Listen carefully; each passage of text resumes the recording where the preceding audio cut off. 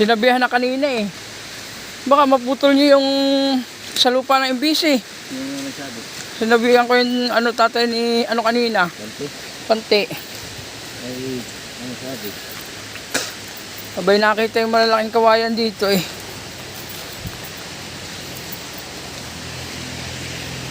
Hindi natin pwede padala eh. Hmm? Hindi natin pwede padala eh. Ayaw kasi niyang pakuha ay. Sino?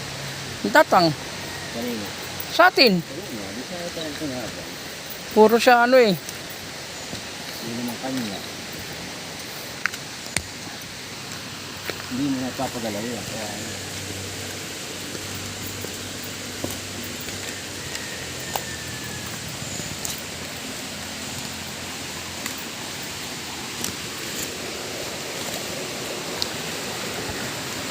one, two, three, four, five, six, seven, eight, Gagawin daw pala ngayon ng bangka ay.